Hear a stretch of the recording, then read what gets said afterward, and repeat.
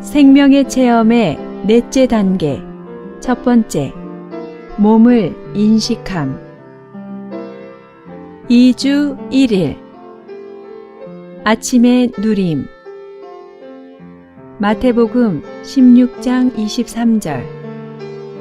예수님께서 돌아서시어 베드로에게 사탄아, 내 뒤로 물러가거라. 너는 나를 실족하게 하는 자다. 왜냐하면 내가 생각을 하나님의 일에 두지 않고 도리어 사람의 일에 두기 때문이다. 라고 말씀하셨다. 누가복음 9장 23절, 24절. 또 모든 사람에게 말씀하셨다. 누구든지 나를 따라오려거든 자기를 부인하고 날마다 자기 십자가를 지고 나를 따라오십시오. 누구든지 자기 혼 생명을 구하고자 하면 혼 생명을 잃을 것이고 누구든지 나를 위하여 자기 혼 생명을 잃으면 혼 생명을 구할 것입니다. 몸의 이상을 보고 몸의 생활을 실행하는 것의 장애물은 자아입니다. 물론 우리는 교회에 합당한 터 위에 서서 교회 생활을 실행하고 있습니다. 그러나 우리는 함께 건축되었습니까? 서로 합당하게 연결되었습니까? 서로 알맞게 맞추어졌습니까? 우리는 함께 모이지만 건축되어 있지 않을 수 있습니다. 함께 모이지만 건축이 없습니다. 그러므로 우리는 몸의 이상이 필요합니다. 그러나 이 이상은 자아의 희생을 요구합니다. 몸 안에서 건축되려면 자아는 사라져야 합니다. 이것이 자아의 이상을 볼 필요가 있는 이유입니다. 자아는 몸에게 문제입니다. 오늘의 읽을 말씀. 자아의 기원은 사람의 생각 속에 사탄의 사상이 주입된 것입니다. 이제 우리는 자아가 바로 하나님으로부터 독립하는 혼이라는 것을 볼 필요가 있습니다. 혼이 하나님을 의지하지 않고 독립적일 때 그 혼은 즉시 자아가 됩니다. 이것은 우리가 하나님을 의지하지 않고 스스로 어떤 것을 할 때마다 자아 안에 있게 된다는 뜻입니다. 우리가 어떤 사람이든 무엇을 하든 하나님으로부터 독립적이라면 자아 안에 있는 것입니다. 하나님께서 사람을 창조하실 때 사람은 항상 그분을 의지하는 혼이었습니다. 사람은 혼으로서 모든 일에서 하나님을 의지해야 합니다. 혼이 하나님을 의지하는 것에 대한 예로서 결혼 생활을 들 수 있습니다. 부인은 남편을 의지해야 합니다. 결혼식 날 신부가 머리에 수건을 덮는 것이 이것을 말해줍니다. 머리를 덮는 것은 남편을 머리로 취하고 남편을 의지할 것임을 뜻합니다. 그렇지 않다면 두 머리가 있을 것이고 그 결과 서로 반대하고 싸우고 심지어 이혼하게 됩니다. 아내가 남편을 의지해야 하듯이 혼은 하나님을 의지해야 합니다.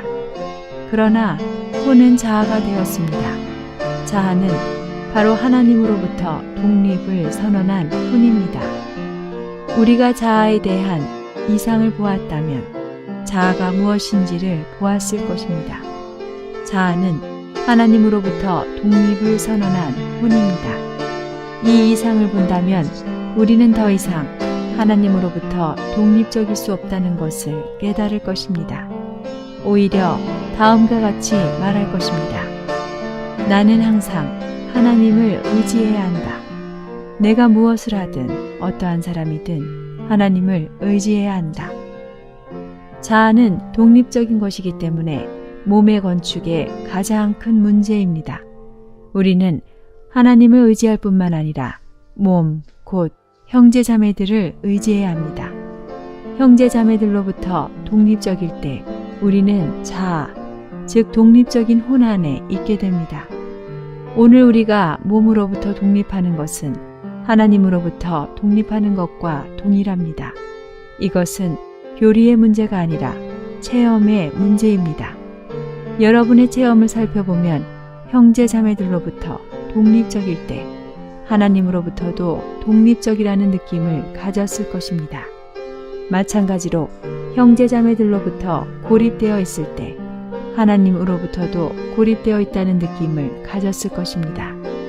자아의 이상을 보는 것은 몸과 큰 관련이 있습니다. 오늘 우리는 주님의 회복 안에 있습니다.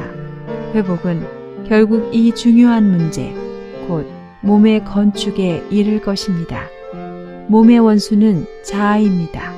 몸에게 가장 큰 문제가 되는 것, 곧 몸을 가장 크게 좌절시키고 반대하는 것은 자아입니다. 자아가 있다면 몸은 없는 것입니다. 몸이 있다면 자아는 없는 것입니다. 몸이 건축되기 위해 자아, 곧 독립적인 혼은 반드시 처리되어야 합니다. 자아는 독립적인 나입니다. 독립적일 때 우리는 자아 안에 있고 몸은 사라지며 평강은 없어집니다.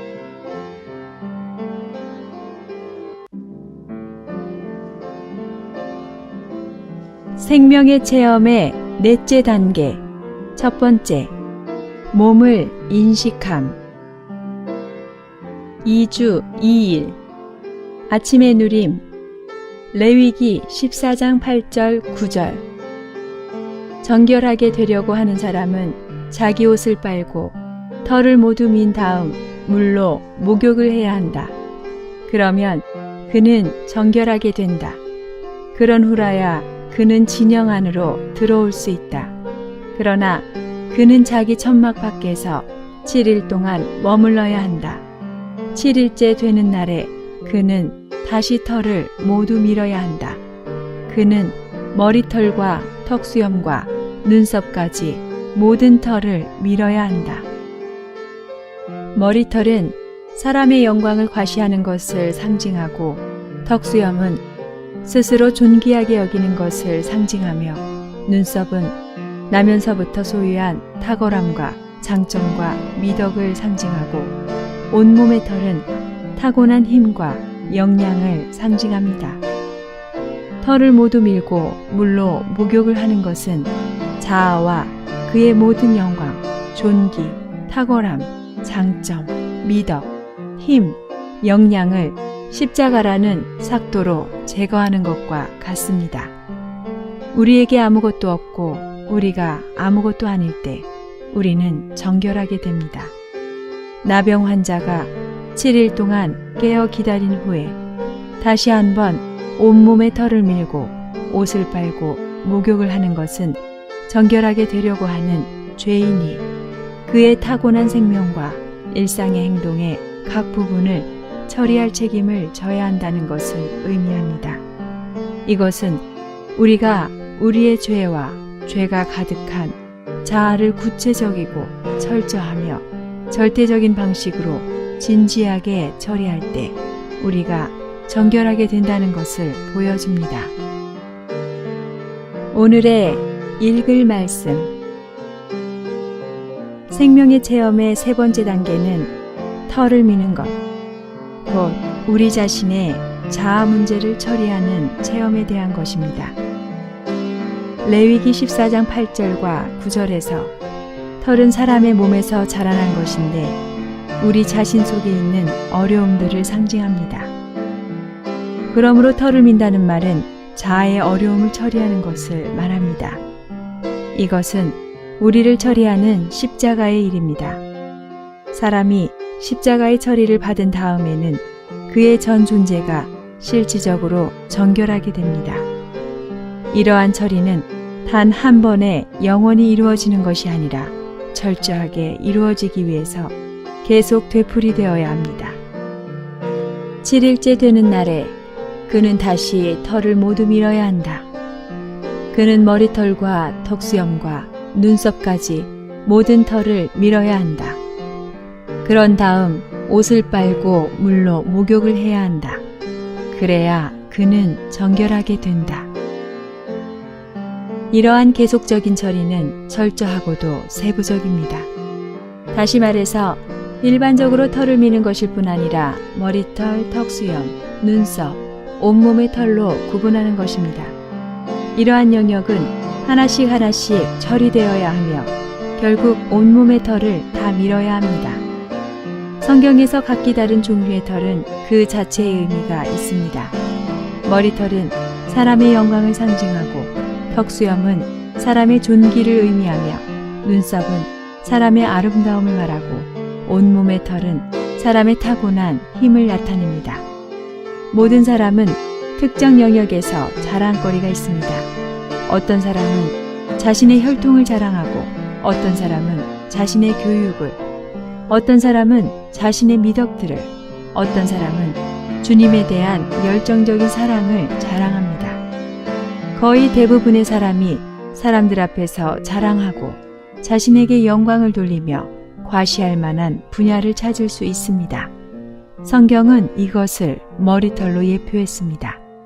더욱이 사람들은 자신의 지위나 가문이나 심지어 영성에 관련하여 스스로를 존귀하다고 여깁니다. 그들은 항상 다른 사람들보다 뛰어나다는 우월감을 갖고 있습니다. 이러한 것이 턱수염입니다. 또한 동시에 모든 사람은 타고난 아름다움, 곧 선천적으로 장점과 강점을 갖고 있지만 이것들은 하나님의 구원을 체험한 것에서 비롯된 것이 아니라 자연적인 출생에서 비롯된 것입니다. 이것이 사람의 눈썹입니다. 마지막으로 사람으로서 우리는 타고난 힘, 타고난 방법과 의견으로 가득하여 자신이 주님을 위해 이런저런 것을 할 수 있고 모든 것을 할 수 있는 역량이 있다고 생각합니다.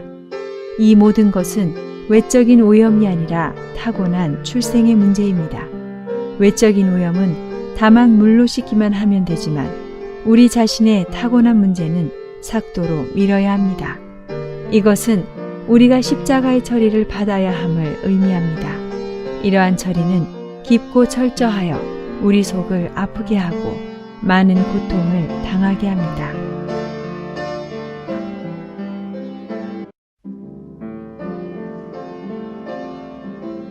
생명의 체험의 넷째 단계. 첫 번째, 몸을 인식함. 2주 3일. 아침의 누림. 사도행전 9장 4절, 5절, 6절. 그가 땅에 엎어졌다. 그러자 그에게 사울아 사울아 내가 왜 나를 박해하느냐 라고 하는 음성이 들렸다. 그래서 그가 주님 누구십니까? 라고 하니 주님께서 말씀하셨다. 나는 내가 박해하는 예수다. 일어나 시내로 들어가거라. 그러면 내가 해야 할 일을 말해줄 사람이 있을 것이다. 사도행전 9장에서 바울이 회개할 때 얻은 계시에는 두 가지 특징이 있습니다.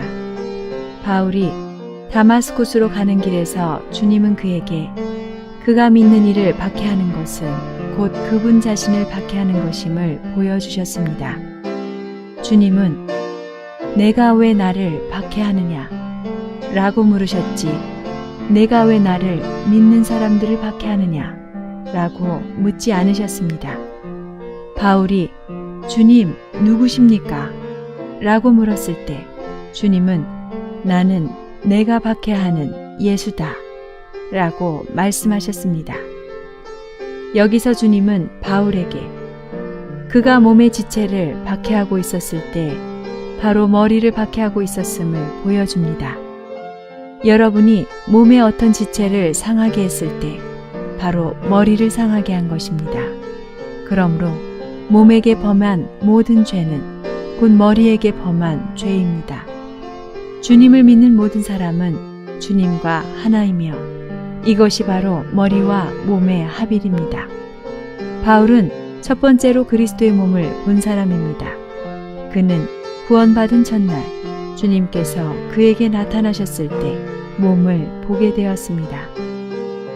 오늘의 읽을 말씀 사도행전 9장 4절에서 나는 단체적인 나이며 주 예수님과 그분의 모든 믿는 이로 이루어집니다.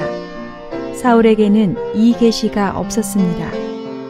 그는 자신이 이단으로 여긴 길에 속한 스데반과 또 예수님을 따르는 다른 사람들을 박해하고 있다고 생각했습니다.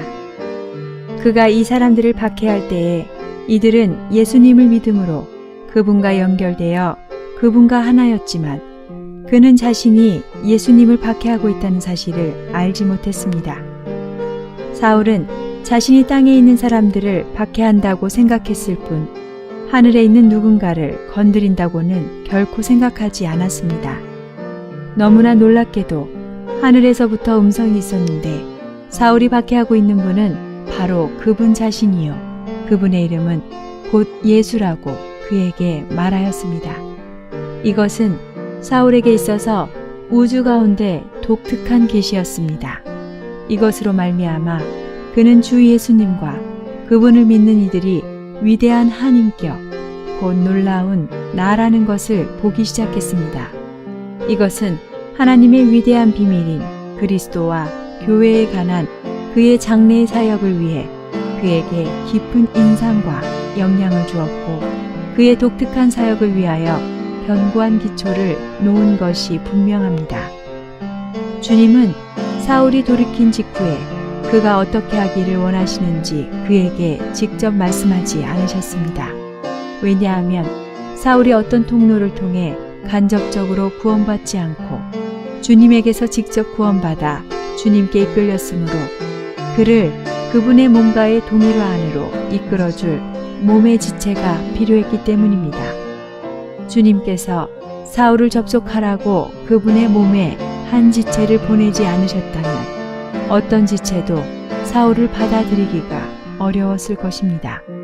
이것은 그리스도의 몸에 관한 사울의 지식과 관련되며 나중에 그리스도의 몸을 위한 그의 사역과 관련됩니다.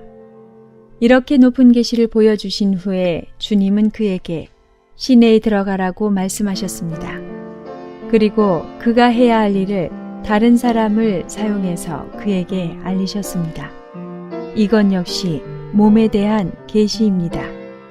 심지어 그가 이렇게 높은 계시를 받은 후에도 주님은 그에게 직접 지시하지 않으시고 그를 몸에게 맡기셨습니다.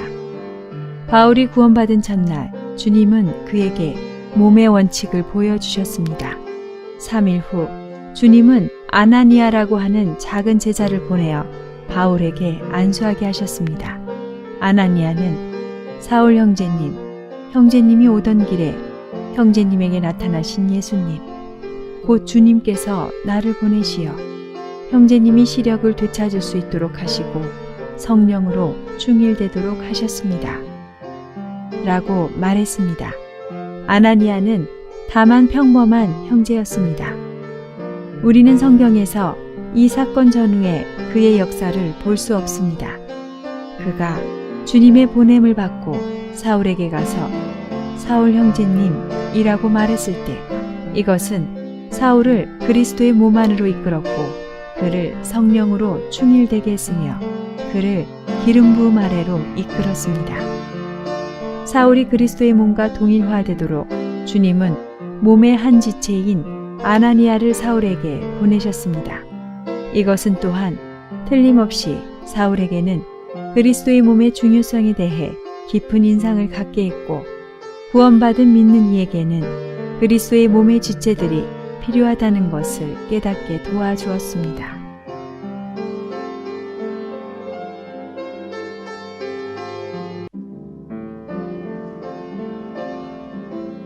생명의 체험의 넷째 단계. 첫 번째, 몸을 인식함. 2주 4일 아침의 누림.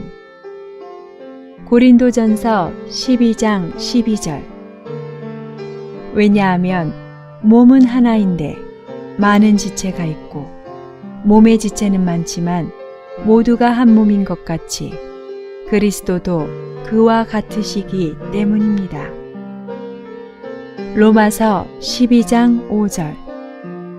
이와 같이 우리 많은 사람도 그리스도 안에서 한 몸이며 각 사람이 서로 지체들입니다. 신약에는 그리스도를 바라보는 두 가지 길이 있습니다. 한 면에서 그분은 나사렛 사람 예수 그리스도, 곧 개인적인 그리스도이시고, 다른 면에서 그분은 그리스도 더하기 교회, 곧 단체적인 그리스도이십니다. 고린도전서 12장 12절은 왜냐하면 몸은 하나인데 많은 지체가 있고 몸의 지체는 많지만 모두가 한 몸인 것 같이 그리스도도 그와 같으시기 때문입니다. 라고 말하는데 이것은 그리스도의 둘째 방면을 가리키는 것입니다. 그리스도 이외의 모든 것은 교회가 아닙니다. 그리스도인 안에 있는 오직 한 가지만이 교회의 일부인데 그것은 곧 그리스도입니다. 교회는 단체적인 그리스도이며 교회 안에는 오직 그리스도만 있습니다. 떡 떼는 집회에서 우리가 전체 떡에서 떼어낸 조각이 바로 그리스도의 몸인 교회의 일부분입니다. 교회는 밖에서 어떤 것을 그리스도께 더한 것이 아니라 그리스도에게서 나온 것입니다. 교회는 모든 믿는 이들과 그리스도와의 연합으로 이루어진 것이고 또 단체적인 그리스도입니다. 오늘의 읽을 말씀. 신약 성경은 우리에게 그리스도인이 되는 것과 지체가 되는 것은 다르다는 것을 보여줍니다. 그리스도인이 되는 것은 개인적이지만 지체가 되는 것은 단체적입니다. 그리스도인이 되는 것은 자신을 위한 것이지만 지체가 되는 것은 몸을 위한 것입니다. 성경에는 반대되는 의미를 지닌 말들이 많이 있습니다. 예를 들면 깨끗함과 더러움, 거룩한 것과 일반적인 것, 승리와 실패, 성령과 육체, 왕국과 세상, 그리스도와 사탄, 영광과 수치 등입니다. 이런 것들은 모두가 반대되는 것들입니다. 마찬가지로 몸은 개인과 반대됩니다. 아버지와 세상이 반대되고 성령과 육체가 반대되며 주님과 마귀가 반대되듯이 몸은 개인과 반대됩니다. 사람이 일단 그리스도의 몸을 보게 되면 개인주의에서 벗어나 더 이상 자신을 위해 살지 않고 몸을 위해 살게 됩니다. 우리가 구원받아 개인주의에서 벗어날 때 우리는 자연스럽게 몸 안에 있게 됩니다. 그리스도의 몸은 교리가 아니라 하나의 영역입니다. 그리스도의 몸은 일종의 가르침이 아니라 생명입니다. 많은 그리스도인들이 몸에 대한 진리를 가르치지만 몸의 생명을 아는 사람은 적습니다. 그리스도의 몸은 또 하나의 전혀 다른 영역입니다. 우리가 로마서를 이해할 수 있지만 의롭다함을 받지 못할 수도 있습니다. 우리가 에베소서를 이해하지만 반드시 그리스도의 몸을 본 것은 아닐 수도 있습니다. 우리는 지식이 필요한 것이 아닙니다. 그보다 우리는 그리스도의 몸을 알게 하고 몸의 실제 안으로 들어가게 해주는 계시가 필요합니다. 오직 하나님에게서 온 계시만이 우리를 몸의 영역 안으로 이끌어줄 것이고 오직 그럴 때에만 그리스도의 몸이 우리의 체험이 될 것입니다. 그리스도인이 다만 하나의 지체에 불과하다는 것을 안다면 우리는 교만하지 않을 것입니다. 모든 것은 보는 것에 달려 있습니다. 자신이 지체라는 것을 본 사람들은 분명히 몸을 귀중히 여길 것이고 다른 지체들을 존중할 것입니다. 또한 더 이상 자신의 좋은 점만 보지 않고 다른 사람을 자신보다 낮게 여길 것입니다. 그리스도의 몸은 실제입니다.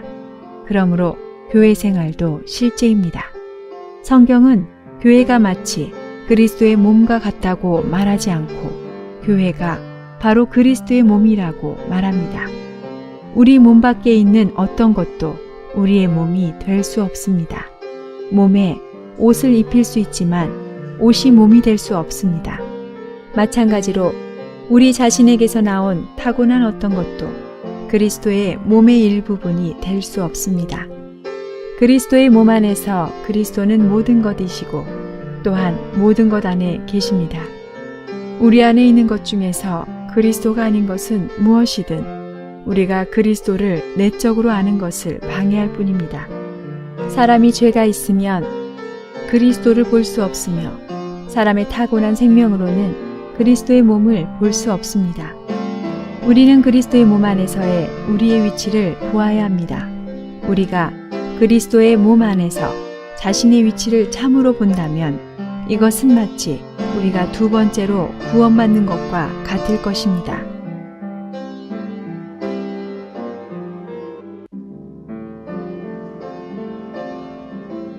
생명의 체험의 넷째 단계. 첫 번째, 몸을 인식함. 2주 5일 아침의 누림. 로마서 12장 4절. 한 몸에 많은 지체가 있지만 모든 지체가 같은 기능을 가진 것이 아닙니다. 고린도전서 12장 18절에서 20절. 그러나 이제 하나님은 그분께서 뜻하시는 대로 지체들을 각각 몸 안에 두셨습니다. 모두가 한 지체라면 몸은 어디에 있겠습니까? 그러나 이제 지체는 많지만 몸은 하나입니다. 만약 여러분이 단지 믿는 이에 불과하다면 자신이 하고자 하는 대로 할 수 있습니다. 그러나 여러분이 그리스도의 몸의 한 지체라면 반드시 다른 지체의 제한을 받아야 합니다. 여기에는 십자가가 필요합니다. 십자가는 우리를 몸으로 인도하고 십자가는 또한 몸의 영역 안에서 작용합니다. 만약 내가 신원자라면 구원받지 않은 사람에게 복음을 전할 때 반드시 복음 전하는 이에게 양보해야 합니다.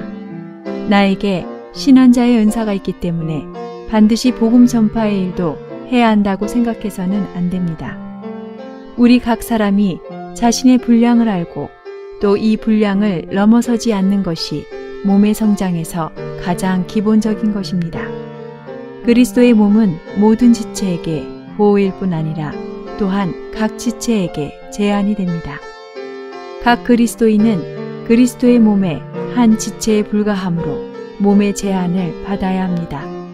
우리는 우리 자신이 단독적인 길을 가도록 허락해서는 안 되며 다른 형제 자매와 섞이기를 배워야 합니다. 오늘의 읽을 말씀. 고린도전서 12장 18절은 각 지체에게 명확한 위치가 있고 명확한 배치가 있으며 명확한 직임이 있음을 보여줍니다. 각각의 지체들은 그리스도의 몸을 섬길 수 있게 하는 특별한 몫을 갖고 있습니다. 마치 눈이 볼 수 있고 귀가 들을 수 있고 코가 냄새를 맡을 수 있는 것처럼 모든 지체는 각각의 기능이 있고 각각의 분량이 있습니다. 눈은 보는 것으로 몸을 섬기고 귀는 듣는 것으로 몸을 섬기며 코는 냄새 맡는 것으로 몸을 섬깁니다. 그들은 각기 맡은 책임이 있고 서로 대치할 수 없습니다. 지체마다 각각의 특징이 있고 각자가 할 수 있는 것이 있습니다. 바로 이러한 각자의 특징과 역량이 바로 그 지체의 위치, 직임 혹은 사역을 구성합니다. 우리는 머리이신 그리스도로부터 얻은 생명을 몸에게 공급합니다. 그러나 우리가 기능을 발휘할 때 반드시 합당해야 하며 질서를 따라야 합니다. 몸 안의 질서는 성장과 사역에 있어서 필수적인 것입니다. 집회 때 우리는 믿음의 분량대로 성령의 인도에 따라서 말해야 합니다. 말할 때 우리는 분량을 넘는 말이 있는지 말이 너무 길지 않은지 보아야 합니다. 우리가 참으로 머리의 권위 아래 올 때 주님은 우리를 몸의 특별한 위치에 안배하시며 우리에게 특별한 기능을 주십니다. 우리는 한면으로 몸에게 공급할 내용이 있도록 그리스도에 대한 계시와 체험을 추구해야 합니다. 다른 한면으로는 몸 안에 있는 질서, 즉 하나님께서 몸 안에서 안배하신 순서를 알아야 합니다. 우리는 기꺼이 우리 분량에 제한받아야 합니다. 우리의 분량을 넘어설 때 즉시 우리는 머리의 권위를 넘어서게 되고 기름바름의 가르침을 떠나게 됩니다. 우리가 우리의 분량을 넘어설 때 우리는 몸의 질서를 방해하게 됩니다. 그리스도의 몸은 유기적인 생명체이며 사람의 안배로 좌우될 수 있는 것이 아닙니다. 각 지체는 반드시 머리로부터 생명을 얻어야 하고 합당한 질서 아래 기능을 발휘해야 합니다. 머리와의 관계가 합당할 때 우리는 몸 안에 있는 우리의 위치를 자연스럽게 지키게 됩니다. 하나님은 원하시는 대로 지체를 각각 몸에 두셨습니다. 우리의 각 지체들은 그리스도의 몸 안에서 모두 자기의 위치가 있고 그 위치는 하나님께서 각 사람에게 나눠주신 것이기 때문에 우리는 마땅히 그것을 받아야 합니다. 그러한 안배는 하나님의 뜻에 따른 것이기 때문에 각 지체들은 모두 다 꼭 필요하며 특별히 더 약하게 보이는 지체들이 오히려 더 필요합니다.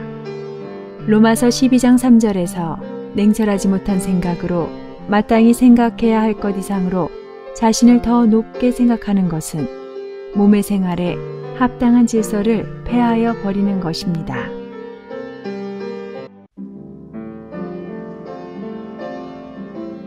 생명의 체험의 넷째 단계. 첫 번째, 몸을 인식함. 2주 6일 아침의 누림.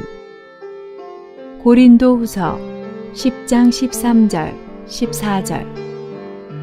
그러나 우리는 우리의 분량을 벗어나 자랑하지 않고 분량을 재어주시는 하나님께서 우리에게 나눠주신 그 분량의 한계에 따라 자랑하는데 여러분에게 간 것도 그 분량의 한계에 따른 것입니다.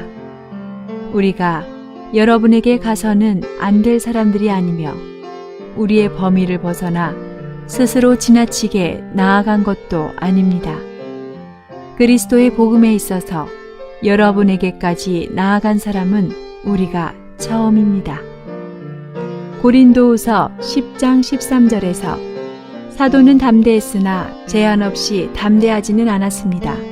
이것은 그가 주님의 제한 아래 있다는 것을 보여줍니다. 그의 자랑은 측량의 하나님, 곧 분량을 재어주시는 하나님께서 그에게 나누어 주신 그 분량의 한계에 따른 것입니다. 고린도를 포함한 이방 세계를 위한 바울의 사역은 하나님의 측량에 따른 것이었습니다. 우리는 분량 밖의 자랑을 절대로 하지 말아야 합니다. 우리가 주님에게서 배운 것에 대해 간증할 때에도 우리는 어떤 제한과 분량 안에서 해야 합니다. 고린도후서 12장 13절에 있는 분량은 하나님께서 분량을 재어주시는 것을 가리킵니다. 하나님은 우리의 일이나 체험을 우리의 분량에 꼭 맞게 할당해 주셨습니다. 더 나아가 누림도 우리에게 꼭 맞게 할당해 주셨습니다.